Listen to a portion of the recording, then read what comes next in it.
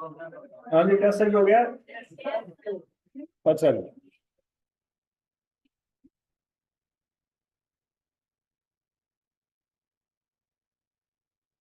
चलो हमने क्या शुरू किया था जी?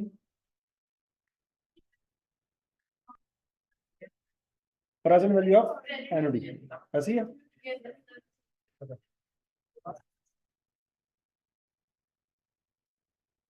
अच्छा जी,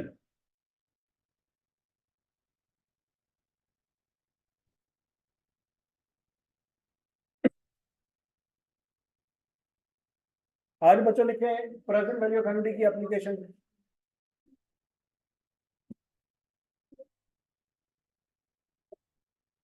प्रेजेंट वैल्यू ऑफ एनओडी की एप्लीकेशन है जी amortisation.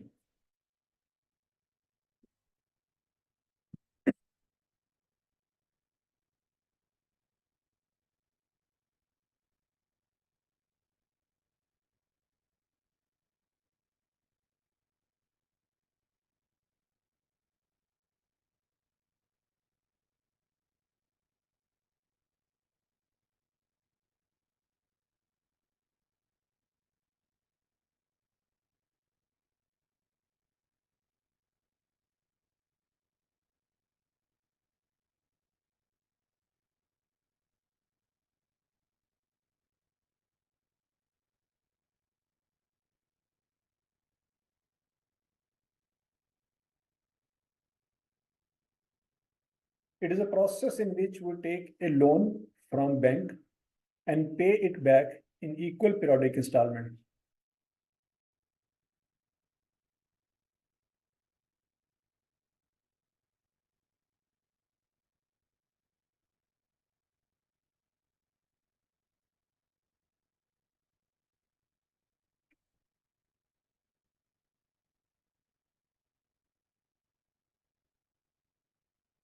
Hearing every installment include both principal, loan and interest.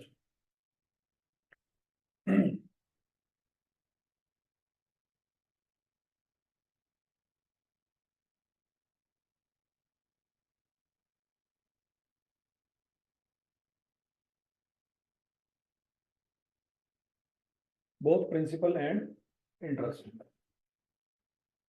ठीक है। अच्छा, अब बच्चों कल वाली स्टोरी आपको याद होगी। कल 4,212 रुपये जमा करवाए थे, याद है? और ये हर साल बाद 1,000 रुपये बनता गया। आज उसी स्टोरी को एक और तरीके से देखते हैं कि फर्ज करें एक बंदे ने आज कर्जा लिया है 4,212। क्या लिया है? 4,212 का। अब वो कर्जा वापस करना, और वापस इकट्ठा नहीं करना, वापस इकट्ठा किस्तों में करना। अच्छा, किस्तें कितनी होगी? 5। हर किस्त कितने बराबर, कितने के बराबर होगी? 1,000 रुपए के। तो 5 सालों में कर्जा होता जाएगा। लेकिन किस्तों में जब आपने कर्जा वापस किया तो कितने पैसे दिए? 5,000। जबकि कर्जा लिया कितना था? तो जो एक्स्ट्रा पैसे दिए हैं वो क्या है? वो इंटरेस्ट। तो ये बात भी समझ आती है। सिंपल और कंपाउंड इंटरेस्ट में इकट्ठे पैसे लेंगे और 5 साल बाद इकट्ठे देंगे। लेकिन एनुटी में पैसे लिए हैं लेकिन वापस इकट्ठे नहीं करने, वापस किस्तों में करने। तो यहां तक की बात समझ आई? अच्छा जी, अब बच्चों जरा देखते हैं इसको कि किस तरह से ये अमोर्टाइजेशन वाला कंसेप्ट है जो अप्लाई होता है। फर्ज करें जी बच्चों, आज आपके सर पे कर्जा है जी 4,212.36 रुपये। क्या ये बात समझ आती है? ये आपने आज बैंक से कर्जा लिया, साल पूरा गुजरा होगा। साल के बाद जब आप बैंक में गए तो क्या आपके सर पे कर्जा 4,212 ही हो? ज्यादा होगा क्या कम होगा? कम किसने कहा? बोलो बोलो बोलो सर। गायब हो गए? तो कॉमन सेंस तो सत्यानाश कर में पड़ गए। ये कर्जा लिया है, साल बाद कट गया ऑटोमेटिकली। खानदान ने मशहूर किया मैं सीए कर रहा है, हालात चेक कर। ये गल्ला थोड़ी खानदान ने सुन लेना तो लानत भेजन थोड़े ते भी ते कराने वाले दे भी। यार देखो, कर्जा लिया है, वापस किया कोई नहीं तो कट गया। ये क्या में कट गया? हाँ जी। कर्जा कितना लिया जी? 4,212। और बैंक ने मुफ्त में कर्जा दिया? नहीं, बैंक ने रेट लगाया 6%। रेट कितना लगाया? 6%। साल बाद आप बैंक में गए और आपने बैंक वालों से पूछा कि भाईजान कर्जा हमारा कितना है, तो कितना कर्जा होगा साल बाद? 4,212 ही होगा। ज्यादा होगा कि कम होगा? बताएं कितना होगा? 5,000।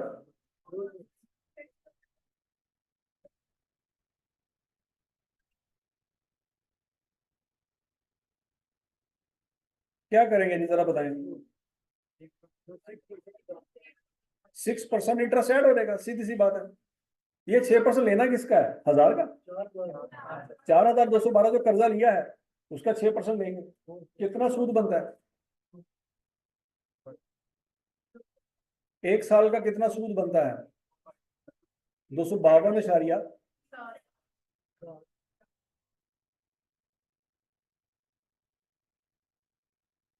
क्लियर सबको? मतलब साल बाद आपकी जेब में कितने पैसे होंगे, सारा कर्जा उतर जाएगा? 4,465 अगर आपकी जेब में हो तो सारा कर्जा साल बाद क्या हो सकता है? उतर सकता है।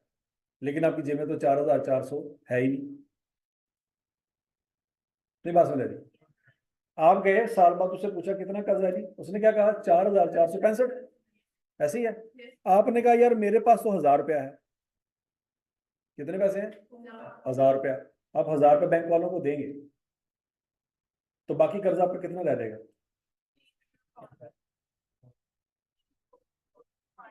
3,465। ये बात समझ रही है? ये कैसे?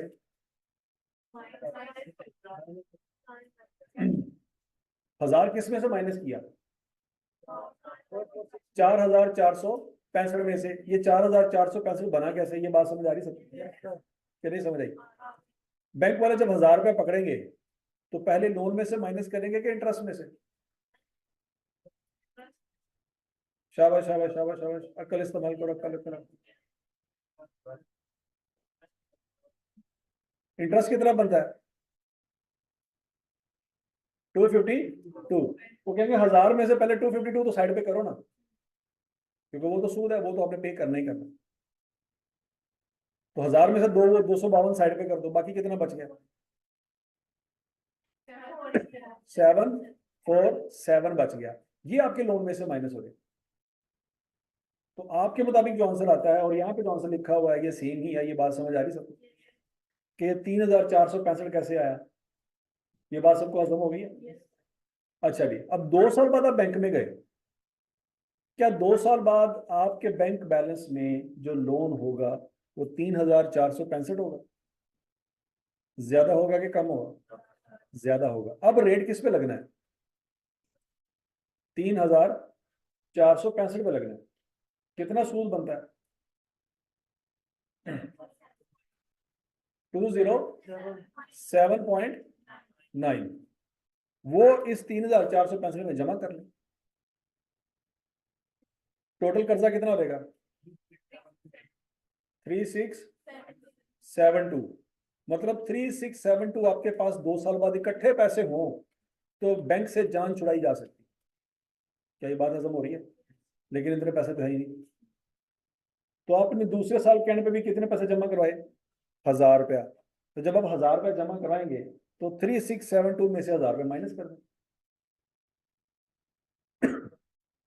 तो 2,672 आपका बाकी कर्जा रह जाएगा। नहीं समझ रहे? ये टेबल सबको समझ आ रहा है कि नहीं समझ रहा है? अच्छा जी, और दूसरे साल के अंदर सारी स्टोरी क्लियर है? अब बैंक वाले डिटेल अगर देखें तो बैंक वाले क्या कर रहे होंगे? जो 1,000 रुपये आपने जमा करा उसमें से सबसे पहले सूद साइड पे कर देंगे। सूद कितना है? 207 रुपए। तो पिछला 252 किधर गया? वो तो ऑलरेडी पे हो चुका था। अब सिर्फ सूद जो है वो 207 रुपए है, 252 ऑलरेडी पे हो चुका है। तो ये बात सबको समझ आई? दूसरी किस्त के अंदर जो इंटरेस्ट है वो कितना है? 207। तो बैंक वाले 1,000 रुपए में से 207 साइड पे कर देंगे, बाकी कितने पैसे बच गए? 792। ये लोन में से माइनस कर देंगे। करके देखें जरा। 3465 में से अगर ये पैसे माइनस करें तो ये आंसर आता है।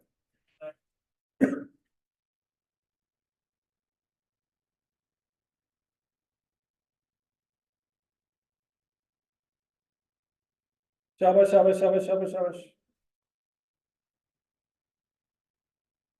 सबको ये बात समझ आ रही है कि नहीं समझ आ रही? अब 3 साल बाद आप गए बैंक में, क्या 3 साल बाद आपके सर पे कर्जा 2673 रुपये होगा? कितना कर्जा होगा? इस 2673 का क्या करेंगे? 6% लेंगे। 2833 टोटल कर्जा आपके सर पे आ जाएगा, ऐसे ही है। तो 3 साल के एंड पे अगर आपकी जेब में 2833 हो तो जान छोड़ सकती है, लेकिन आपके पास 2833 है नहीं। आपने जमा करवाना है 1000 रुपया। तो जब 2833 में से 1000 माइनस कर देंगे तो बाकी कर्जा कितना रह जाएगा? 1833।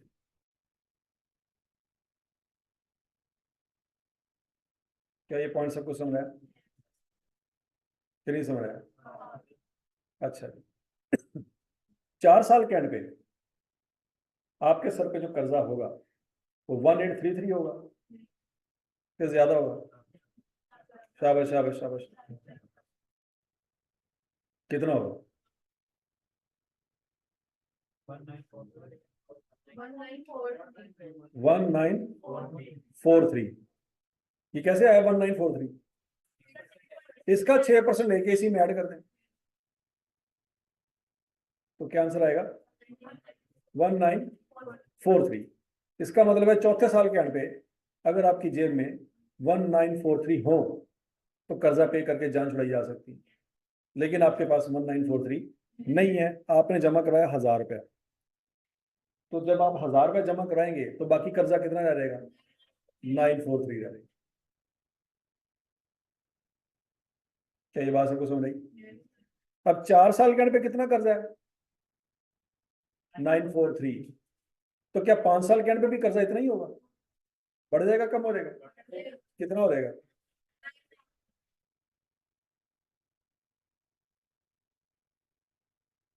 क्या ये बात सबको समझ आई? 5 साल के एंड पे ये कर्जा कितना हो जाएगा? 1000 रुपया। और 5 साल के एंड पे जब हम 1000 रुपया जमा करवाएंगे तो रिमेनिंग लोन आपका क्या हो जाएगा? 0 हो जाएगा।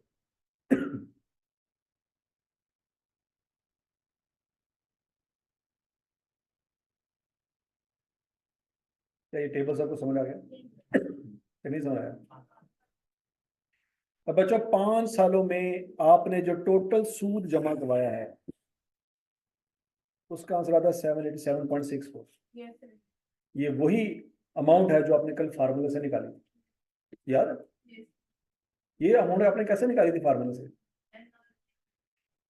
NR - P0। याद कर लें, याद कर लें साहब। पहले कॉलम का टोटल किसके बराबर आएगा? जो आपने टोटल पैसे दिए। और दूसरे कॉलम का टोटल किसके बराबर आएगा? जो टोटल इंटरेस्ट बनता है। और तीसरे कॉलम का टोटल किसके बराबर आएगा? जो ओरिजिनल लोन बनता है। आपने ओरिजिनल लोन 4212 का लिया।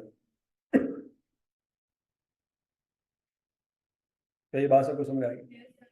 अब बच्चों आई का आपसे सवाल ये करेगा कि बताओ, जब ये बंदा तीसरे साल बैंक में गया और तीसरी पेमेंट इसने बैंक को पकड़ाई, उस तीसरी पेमेंट के अंदर कितना सूद था? क्या आंसर आएगा जी? 160.3। उस तीसरी पेमेंट के अंदर कितने लोन की रीपेमेंट थी? 839.6। तो ये बात आपको समझ आ रही है? तो ये आंसर आपका उसी वक्त निकलेगा जिस वक्त आप ये टेबल बनाएंगे। टेबल बनाए बगैर ये आंसर नहीं निकलना। नहीं बात समझ? हम ऊपर वाले फार्मूले से बच्चों टोटल सूद तो निकाल सकते हैं 787, लेकिन तीसरी किस्त के अंदर कितना सूद है ये नहीं निकाल सकते। नहीं बात समझ? इस फार्मूले से क्या आंसर आएगा? ये तो टोटल इंटरेस्ट आएगा। तीसरी किस्त के अंदर कितना सूद है ये तो नहीं आएगा। क्लियर? तीसरी किस्त के अंदर कितना सूद है उसके लिए आपको ये टेबल बनाना पड़ेगा, इसके अलावा कोई ऑप्शन नहीं है, ये बात याद रखना। तो टेबल में कॉलम कौन कौन से होंगे, कौन सी वैल्यू कहाँ पे लिखनी है, ये सारा फॉर्मेट आपको समझ आ गया? चलिए समझ आया।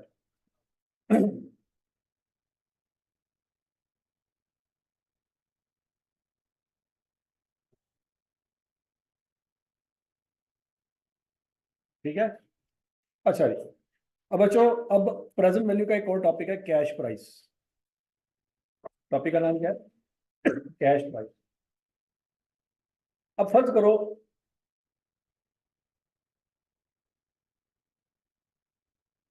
आप आज किसी इलेक्ट्रॉनिक्स की दुकान पे जाते हैं और मोबाइल का पता करते हैं कि यार हमने कैश पे मोबाइल लेना है, कितने का है? और वो दुकानदार कहता है भाईजान 50,000 रुपये। कितने का है? 50,000। आप कहते हैं यार मेरे पास तो 50,000 नहीं है, लेकिन मोबाइल मैं ही लेना है। वो कहा तो बाहर जाके काम करना। उन्होंने कहा ठीक है भाईजान, आपके पास पैसे नहीं है 50, कोई मसला नहीं, हम आपको किस्तों पे भी मोबाइल दे देते हैं। तो जब आप वही मोबाइल किस्तों में लेंगे तो तमाम किस्तों का टोटल 50,000 के बराबर आएगा? नहीं, ज्यादा आएगा कि कम आएगा? ज्यादा आएगा। क्या ये बात से प्रॉब्लम हो रही है? वो कहता ठीक है जी, दो गवाह लेके आए, CNIC की कॉपी जमा करवाएंगे और डाउन पेमेंट जमा करवाएं और मोबाइल ले रहे हैं। बात समझ आ रही? आपने कहा ठीक है जी, डाउन पेमेंट कितनी है? उसने कहा 5,000 रुपये। आपने डाउन पेमेंट पकड़ाई, CNIC की कॉपी पकड़ाई, दो गवाहों के दस्तखत किए और उस बंदे को सारे डॉक्यूमेंट पकड़ा के मोबाइल लेके आप घर आ गए। और उसने कहा कि हर साल बाद आपको 10,000 रुपया देना पड़ेगा। कितने पैसे देने पड़ेंगे? और ये काम आपको 5 साल तक करना पड़ेगा। तो किस्तों में ये मोबाइल आपको कितने का पड़ गया? आवाज नहीं आई। 55,000 का पड़ गया। वो जो 5,000 जो आपने एक्स्ट्रा दिया है वो क्या है? वो इंटरेस्ट। क्या ये बात सबको समझ आ गई? कैश पे अगर ये मोबाइल लेना होता तो कितने पैसे जेब में होने चाहिए थे? अब कैश आपके पास नहीं है तो आपने लिया मोबाइल किस्तों पे, तो किस्तों में कितने का पड़ा? 55 का। कितना एक्स्ट्रा पे किया? ये 5 क्या है?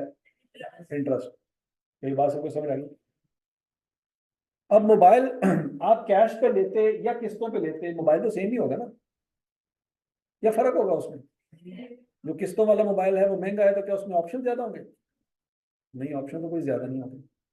तो मोबाइल तो दोनों सूरतों में क्या है?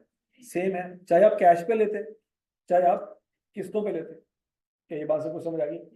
बस फर्क ये है कि अगर आप कैश पे बाई करते तो आपको आज अभी इसी वक्त कितने पैसे देने पड़ते?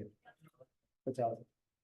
और अगर आप ये किस्तों में ले रहे हैं तो इसी मोबाइल के आपको कितने पैसे देने पड़ेंगे? 55। फर्क ये है 50,000 आपको आज देने पड़ेंगे और 55,000 आपको फ्यूचर में देने पड़ेंगे। क्या ये पॉइंट समझ आ रहा है? हालांकि मोबाइल सेम है। मोबाइल क्या है? सेम है कि नहीं? अब बच्चों, अब आप सोचेंगे कि काश मैंने अगर ये मोबाइल किस्तों पे ना लिया होता, कैश पे लिया होता, तो मुझे 5,000 रुपये बच जाते। ऐसी तो जो 5,000 रुपये आपने एक्स्ट्रा जमा करवाया है वो क्या है? वो सूद है। तो अगर वो सूद है तो उसने कोई ना कोई तो सूद का रेट लगाया होगा, तभी तो 5,000 रुपये का सूद बना होगा। ऊपर वाले टेबल में 6% रेट लगाया था तो क्या निकला था? इंटरेस्ट निकला था। तो नीचे वाले सिनेरियो में अगर 5,000 रुपया इंटरेस्ट है तो कोई रेट तो लगाया होगा ना उस बंदे ने, कि नहीं लगाया होगा? अब उसने अपने दिमाग में कोई रेट लगाया होगा तभी तो जाके उसने 55,000 बनाया। अगर रेट ऊपर नीचे हो जाता तो फिर आंसर 55,000 ना आता। हमें नहीं वो बता रहा, लेकिन वो कोई ना कोई रेट लगा के बैठा हुआ। क्या ये बात समझिए? हमें जाहिरी तौर पे पता है कि भाई कैश पे चीज लेंगे 50 की है, किस्तों में लेंगे तो कितने की है? 55 की है, 5,000 इंटरेस्ट है। उसने रेट क्या लगाया है उसने हमें नहीं बताया, लेकिन अगर हम अकल इस्तेमाल करें तो रेट निकाल सकते। क्या ये बात समझ आ रही है? अगर हम अकल इस्तेमाल करें तो हम रेट निकाल सकते। अब जरा देखें, अगर आप कैश में मोबाइल परचेज करेंगे तो बच्चों 50,000 पे करेंगे। और अगर आप किस्तों पे मोबाइल परचेज करेंगे तो आप दो तरह की उसको पैसे देंगे, एक डाउन पेमेंट देंगे और एक किस्तें देंगे, ऐसे ही है। डाउन पेमेंट बाकी किस्तों से डिफरेंट है। डाउन पेमेंट क्या है, बाकी किस्तें सारी सेम है। अबे डाउन पेमेंट ज्यादा भी हो सकती है कि नहीं हो सकती। लोग पूछते हैं भाईजान आज आप कितने पैसे जमा करा सकते हैं। अगर आप आज ज्यादा पैसे जमा करवाएंगे तो किस्तें आपकी कम हो जाएंगी, और अगर आज आप कम पैसे जमा करवाएंगे तो किस्तों की अमाउंट क्या हो जाएगी, ज्यादा हो जाएगी। नहीं समझ रहा, ठीक है। तो कैश पे अगर आप चीज लेंगे बच्चों तो कैश प्राइस तो 50,000 है, लेकिन किस्तों पे लेंगे तो दो तरह की किस्तें हैं। कौन कौन सी, एक है डाउन पेमेंट और बाकी है तमाम किस्तें जो सेम है। अब जो बाकी तमाम किस्तें जो है वो सेम है तो उस पे एनडी का फार्मूला लग सकता है। बोलो बोलो बोलो बोलो। इन तमाम किस्तों पे एनडी का फार्मूला लगेगा, लेकिन उसमें इसको शामिल नहीं करेंगे। क्यों नहीं करेंगे, क्यों नहीं करेंगे? क्योंकि एनडी के फार्मूले के मुताबिक ये वैल्यू नहीं आ सकती। एनडी की डेफिनेशन क्या है, इक्वल पीरियोडिक इंस्टॉलमेंट। तो ये तो इक्वल नहीं है, नहीं समझ आ रहा, ये इक्वल है, इसको साइड पे कर। लेकिन क्या ये जीरो पे है, बोलो बोलो बोलो बोलो, क्या ये जीरो पे है कि नहीं है? और बोला तो सही है। तो इसको जीरो पे लाने की जरूरत है नहीं, ये ऑलरेडी जीरो पे है। अच्छा 50,000 आपने जो पे करना था, क्या वो भी जीरो पे है या साल बाद है? अन्य जो 50,000 आपने पे करना था वो आज पे करना है कि साल बाद पे करना? आज पे करना। बेड़ा गर्क करता ना पड़ के तुझे, बोलो तो सही। तो बच्चों आज आपने कितने पैसे देने हैं, 50,000, और आज ही आपने डाउन पेमेंट भी देनी है। दोनों सिनेरियो बराबर है। ये 50,000 भी जीरो पे है और 5,000 भी। इन दोनों में से कोई एक ऑप्शन चूज करेंगे, या तो इकट्ठे 50 दे के मोबाइल लेके घर आ जाएगी, इस तो वाला चक्कर खत्म, ऐसी है। या आप इकट्ठे पैसे नहीं दे सकते तो फिर क्या करेंगे, किस्तों पे।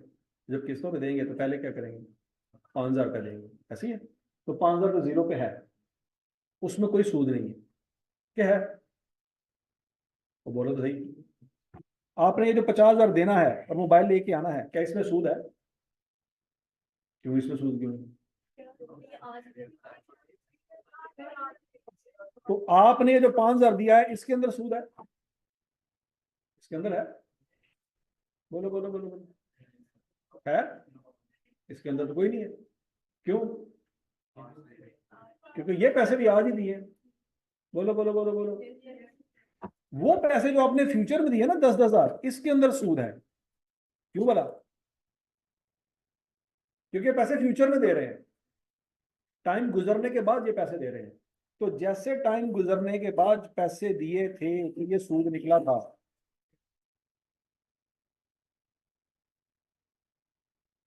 ये सूद जो निकला है ये इसी वजह से निकला है ना कि पैसे फ्यूचर में दिए। अगर सारे पैसे आज दे देते तो 5,000 तो ना देने पड़ते। कितने पैसे देने पड़ते? इस एग्जांपल की बात कर रहा हूं।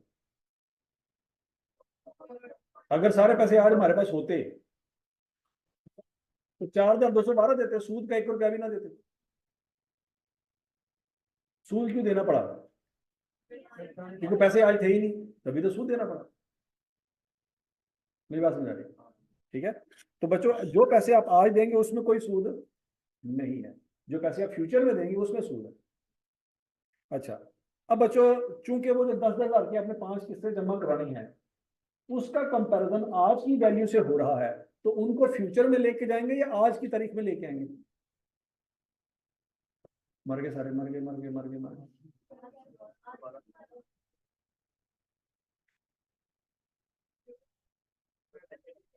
मर गए सारे, मौत तारी होगी सारे। दोबारा नहीं मैं कहना ना, है नहीं? क्यों? हाँ, क्यों पॉइंट फ्यूचर में क्यों नहीं लेके जाएंगे?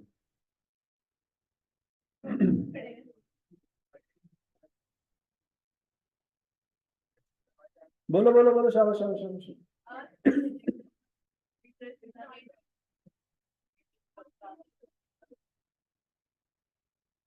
देखो हम इसको जिससे कंपेयर कर रहे हैं वो है कैश प्राइस, और कैश प्राइस 5 साल बाद होती है। कब होती है? आज। तो हम इसको जिससे कंपेयर कर रहे हैं वो आज है, तो उसकी वैल्यू भी क्या होनी चाहिए? आज की तारीख में होनी चाहिए। तो हम यहाँ पे formula future value of annuity का नहीं लगाएंगे, किसका लगाएंगे? हमारा मकसद 10,000 की किस्तों को उठा के कहाँ पे लेके आना है? 0 पे या 5 पे? कुछ चावल 5 भी कह देते हैं। हाँ नहीं, 0 पे लेके आना है कि 5 पे? 0 पे क्यों? क्योंकि कंपैरिजन उसका किससे कर रहे हैं? कैश प्राइस से। तो कैश प्राइस 5 साल बाद होती है, तो आज होती है। ये पॉइंट समझ आया सबको? अब बच्चों उसमें प्रेजेंट वैल्यू पेनल्टी का फर्क लगेगा। अब मसला ये है, आपके पास किस्तों की वैल्यू तो मौजूद है 10,000, किस्तें कितनी है ये भी पता है, कितनी किस्तें हैं, रेट आपको पता नहीं है। रेट पता है? उसने क्या रेट लगाया उसने आपको नहीं बताया, लेकिन आप निकाल सकते हैं कि आज अभी इसी वक्त हम ये मोबाइल लेते तो 50 का होता। उसने हमें मोबाइल किस्तों में दिया है, 55 ले रहा है, तो उसने कोई रेट लगाया है, तभी तो 5,000 का सूद आया। तो बच्चों फार्मूला क्या होगा? 50,000 इस तरफ और 5,000 उस तरफ, और बाकी 10,000 की किस्तें 5 ज्यादा से, उसमें आर अननोन है। क्या ये निकाला जा सकता है? निकालेगा 3.618%। क्या ये बात समझ आ गई सब? नहीं समझ आई? कैश प्राइस का फार्मूला क्या बता बच्चों? Down payment plus present value of annuity. क्या ये बात सबको समझ आई है? यहां से हम रेट निकाल सकते हैं जो उसने लगाया हो। अच्छा बच्चों, अगर वो डाउन पेमेंट हमसे 5,000 की बजाय 8,000 ले रहा होता, तो टोटल मोबाइल में फिर हमें 58 का दे रहा होता। सोचो सोचो सोचो सोचो। हमें वो मोबाइल कितने का दे रहा होता? 58,000 का। तो रेट उसका ज्यादा होता कि कम होता? इंटरेस्ट रेट वो ज्यादा लगा रहा होता कि कम लगा रहा होता? आवाज नहीं आई। ज्यादा लगा रहा होता। तो ज्यादा रेट बताएं क्या होता? शाबाश शाबाश शाबाश, सारे निकालें सारे निकालें।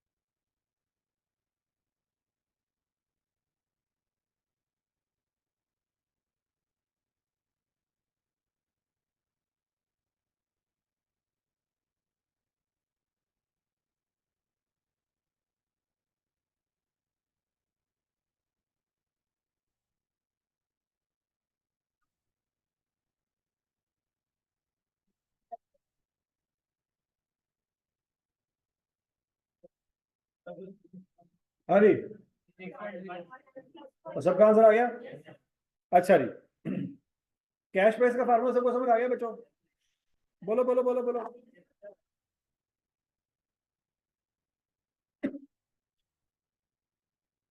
अच्छा जी, अब बच्चों आपने ऐसा कोई फार्मूला बनाना है जिसमें वैल्यूज पुट करें तो टोटल 55,000 आंसर आ जाए। देखो इस बंदे ने 55,000 दिया ना, अगर किस्तों में मोबाइल लेगा तो कितने पैसे देगा? किस्तों में लेगा तो कितने पैसे देगा?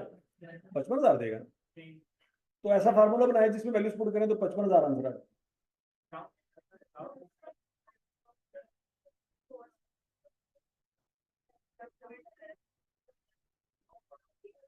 मर गए मर गए मर गए मर गए मर गए।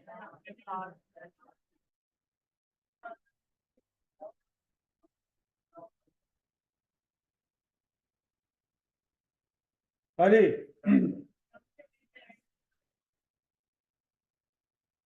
डाउन पेमेंट में क्या ऐड करेंगे?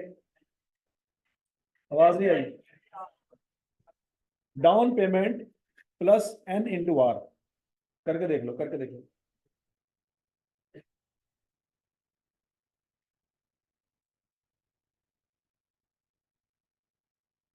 Down payment plus n multiplied by are.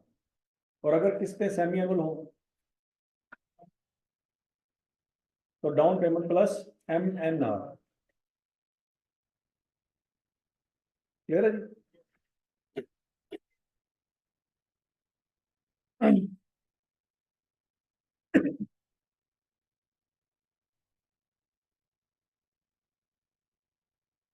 तो बात सबको समझ आ गई है?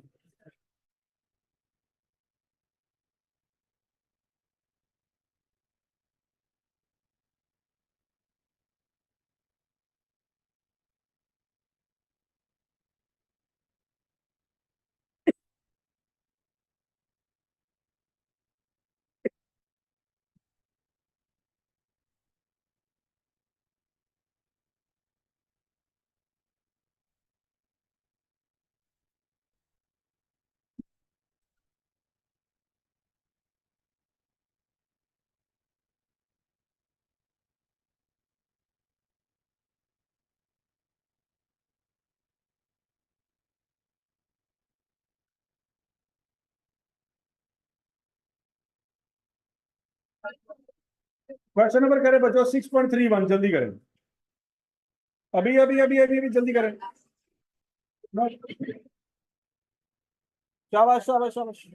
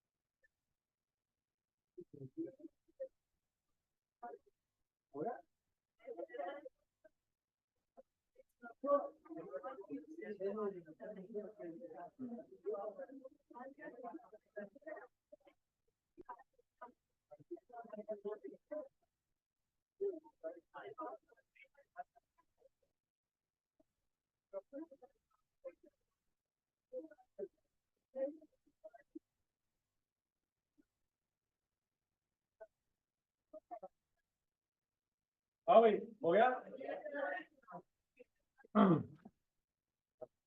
बताएं भी फार्मूला क्या लगेगा?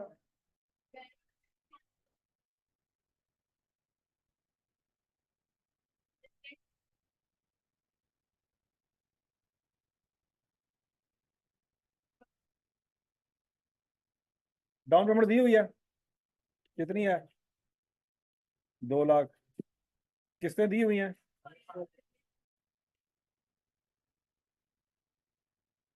रेट दिया हुआ है।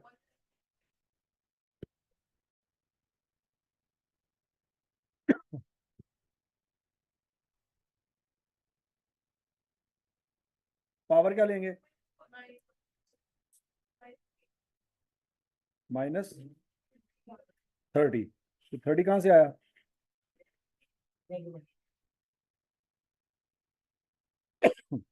हाँ जी, आंसर निकालें।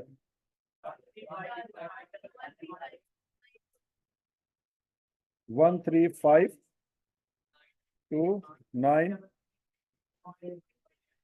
आगे उसने क्या मांगा? ये कैसे निकलेगा?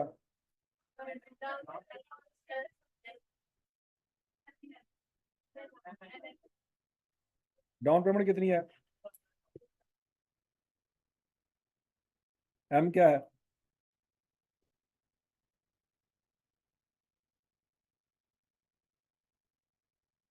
क्या आंसर आएगा?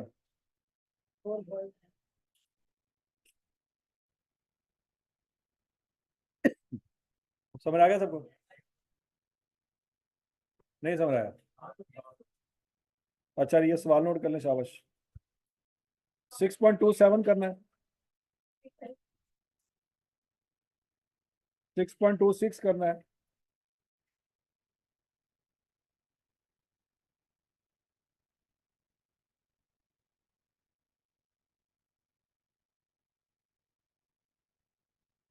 6.9 करना है। कर लोगे? बस ये सवाल करना है।